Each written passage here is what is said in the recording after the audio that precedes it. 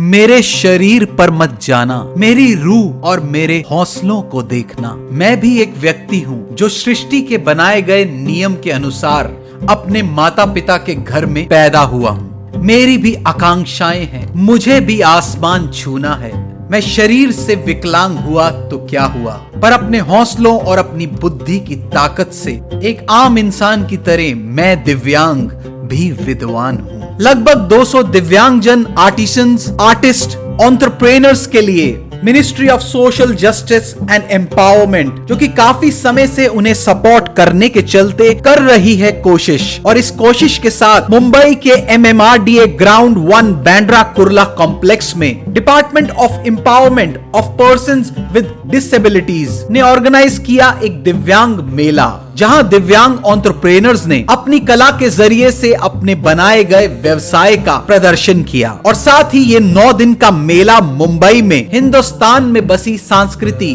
का भी एक बड़ा उदाहरण रहेगा। और साथ ही इस आयोजन के दौरान मुख्य अतिथि के तौर पर union minister of social justice and empowerment Virendra Kumar और साथ ही minister of state for social justice and empowerment Ramdas Athawale के साथ साथ मुंबई से लोकसभा सांसद गोपाल शेट्टी ने इस कार्यक्रम का उद्घाटन किया, जहां एडिप स्कीम के तहत दिव्यांग बच्चों को टीचिंग लर्निंग मटेरियल मुफ्त दिया गया। T2 की दुनिया नाम से एक एनिमेटेड फिल्म DVD भी रिलीज की गई, जिसका मकसद है ये दर्शाना कि कैसे दिव्यांगों को रोजगार, दिव्यांग होने के कारण और दिव्यांगता की रोकथाम से जुड़ी चीजों पर अवेयरनेस फैलाई जा सके। तो ऐसे में आइए ले चलते हैं आपको इस रंगारंग कार्यक्रम में और साथ ही सुनाते हैं यूनियन मिनिस्टर्स का क्या है कहना। मेले के माध्यम से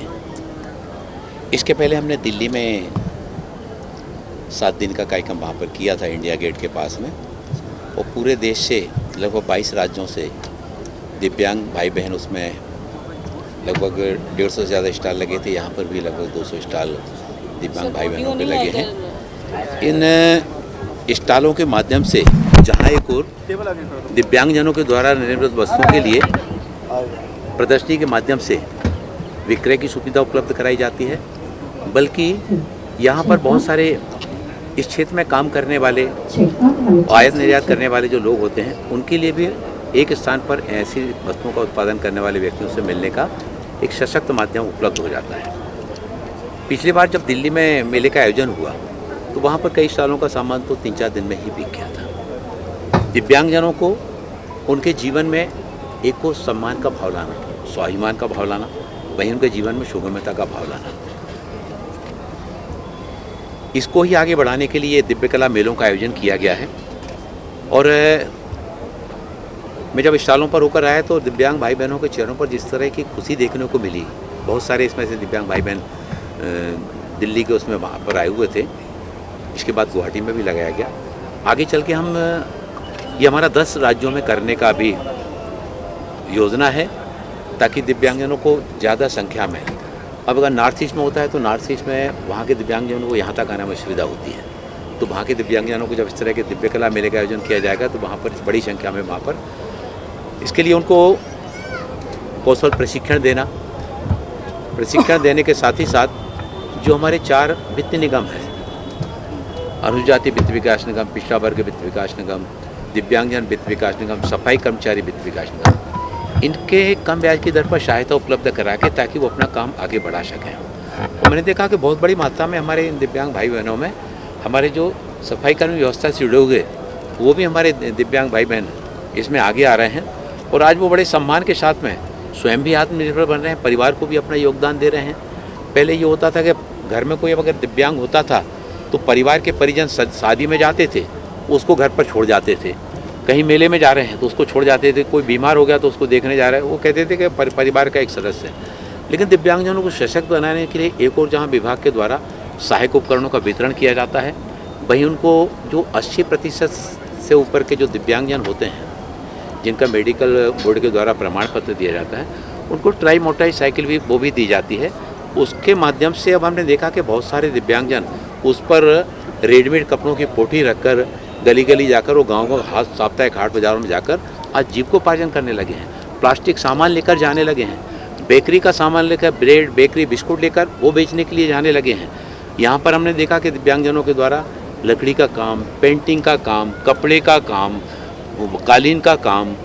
अचार का काम, शहद का काम, इतने विविध क्षेत्रों में हमारे दिव्यांग भाई बहन काम कर रहे हैं जो पहले अपने आप को असहाय अनुभव करते थे। लेकिन आज सरकार के द्वारा, देश के प्रधानमंत्री आदरणीय नरेंद्र मोदी जी के द्वारा 2014 के बाद से जिस तरह से दिव्यांगजन अधिकार अधिनियम 2016 लाया गया, उसमें एक और जहां दिव्यांगता की जो 7 श्रेणियां थीं, उन 7 श्रेणियों को बढ़ाकर 21 किया गया और 21 करने के साथ ही साथ उनको स्किल ट्रेनिंग के साथ में भी जोड़ा जा रहा है। उस स्किल ट्रेनिंग के प्रोग्राम के साथ जोड़ने के परिणाम हम सामने देख रहे हैं कि आज बड़ी मात्रा में दिव्यांगजन आगे आ रहे हैं, स्वरोजगार की तरफ आगे बढ़ रहे हैं। भारत को उसके थ्रू जो भी आप लाभ दे रहे हैं दिव्यांगजनों को, उसके बाद किस तरीके का मेलों के बाद, स्कीम्स देने के बाद किस तरीके का मॉनिटरिंग सिस्टम होता है कि उनको वो स्टेबिलिटी रहे कि जिस तरीके का लाभ उन्हें प्रॉपरली पहुंचा है, उसके बाद उन्होंने क्या कार्य किया है उसके बाद? हमारे राज्यों के जो सामाजिक न्याय विभाग के मंत्री हैं, उन मंत्रीजनों के साथ में भी, जो राज्यों के विभागों के सचिव हैं, उनके साथ में भी हम मीटिंग करते हैं और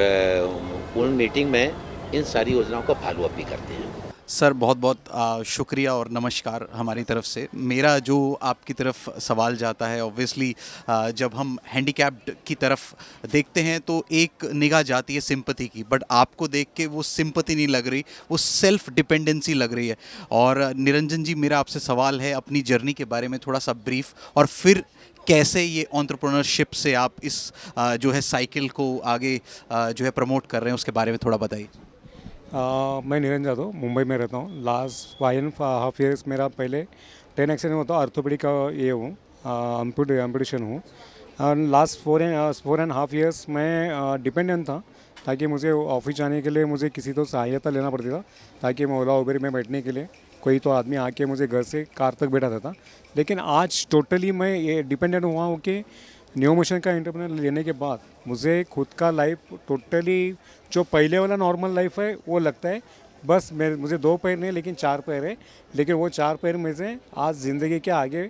बढ़ाते कदम लेके जा रहे हैं, ताकि जितने दिव्यांग लोग हैं उन लोगों तक सक्षमता कैसे बनना चाहिए, स्वावलंबन से किस तरीके से जीना सकता है, वो लेने के लिए मैं उनको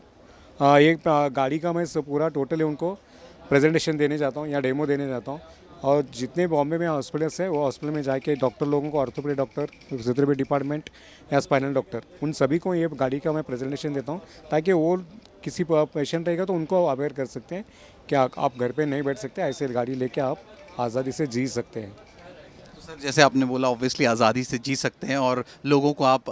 अपनी थ्रू जो है आज़ादी बांट रहे हैं, खास करके दिव्यांगों को। सर ऐसे में जब हम आज के दिव्यांग मेला, कला मेला की बात करते हैं, जिसमें आप अपना शोकेस कर रहे हैं इस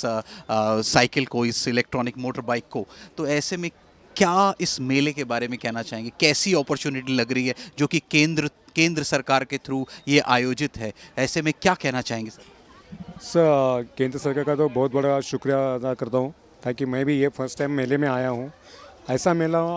काफ़ी अच्छा है कि दिव्यांगजनों का जो भी कला है, स्किल है, उनका आज सब लोगों को देखने मिलता है। ऑल ओवर इंडिया से यहाँ से पार्टिसिपेशन सबके स्टॉल्स है, हर एक का अलग अलग कला यहाँ देखने मिल रहा है। ताकि आज ये न्यू मोशन का स्टार्टअप है, हम यहाँ पर इसका स्टॉल लगा है इसके लिए, ताकि दिव्यांग लोग जो स्पाइनल हैं या ऑर्थोपेडिक हो या पोलियो हो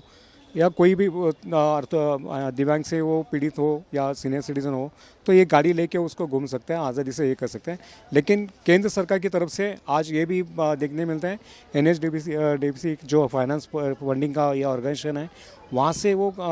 लोन लेके ये गाड़ी ले सकते हैं, या इधर भाई आपको कुछ बिजनेस करना है तो उससे भी फाइनेंशियली एड मिल सकता है। तो ऐसा सक्षमता केंद्र सरकार ने अच्छा तरीके से डेवलप कर रहा है और डेवलप करना चाहिए, ताकि अवेयरनेस बढ़ना चाहिए इसमें, या अवेयरनेस के लिए मीडिया हो, या ताकि ऐसा जैसे मेला हो या कोई और पार्टिसिपेशन करके उनको दिव्यांग लोगों को जितना इन्फॉर्मेशन जाना चाहिए उतना इन्फॉर्मेशन और बांटना चाहिए। तो सर दिव्यांग लोगों के लिए ऑब्वियसली एक मेला आयोजित है, जिसमें वो अपनी बनाई गई चीज़ें, जिसमें वो खुद के रादर मैं कहूँगा कि एंटरप्रेन्योर्स बन के अपनी थ्रू जो है बनाई गई चीज़ों का जो है प्रचार कर रहे हैं। तो ऐसे में जो एक सवाल है कि इस तरीके के जो मेले हैं वो और किस स्तर पे, क्योंकि आप खुद एक दिव्यांग हैं, तो ऐसे में किस स्तर पे वो मेले होने चाहिए ताकि एंटरप्रेन्योर्स जो नॉर्मल एंटरप्रेन्योर्स के साथ साथ स्पेशली जो हमारे डिसेबल्ड लोग हैं उनके लिए भी अपॉर्चुनिटीज़ के रास्ते और खुले?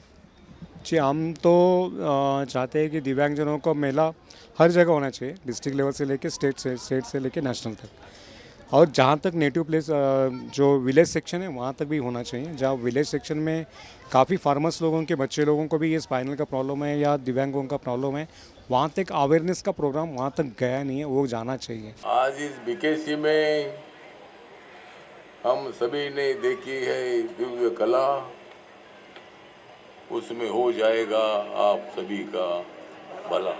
मैं विशेष करके मुंबई शहर के दिव्यांगजनों के ओर से डॉक्टर वीरेंद्र कुमार जी जो हमारे मंत्री हैं उनका, और रामदास अठावले जो हमारे मुंबई और महाराष्ट्र के जो मंत्री है उनका धन्यवाद देना चाहूँगा, उनका अभिनंदन करना चाहूँगा, क्योंकि इस प्रकार का दिव्यांग मेला लगाया। जैसा आपने बताया कि मेरे मतदार संघ में 2-3 बार हमने जो दिव्यांग भाई बहन है उनको जो चीज़ वस्तुएं लगती है उनके लिए वो बांटने का काम किया सरकार की ओर से निःशुल्क। लेकिन ये जो मेला जो लगा हुआ है वो उनको आत्मनिर्भर करने के लिए, वो जो भी घर में बैठकर जो चीज़ें बनाते हैं वो बेचने के लिए एक मार्केट लगता है। तो ये मार्केट लगभग 1.5 करोड़ रुपया खर्चा करके ये मेला लगाने का काम केंद्र सरकार की ओर से हुआ है। मैं मानता हूँ कि मार्केट के माध्यम से दिव्यांगजनों में एक नया उत्साह, नया उमंग उनके जीवन में देखने के लिए मिलेगा, क्योंकि घर पर बैठकर ही आत्मनिर्भर बनेंगे वो, और उनके बनाए हुए सारी चीज़ें इस प्रकार के मेला के माध्यम से जब राष्ट्रीय और अंतर्राष्ट्रीय स्तर पर बिकेगा तो इसकी डिमांड बढ़ेगी और उनको किसी के सामने हाथ फैलाने की आवश्यकता नहीं पड़ेगी, ऐसा मैं मानता हूँ।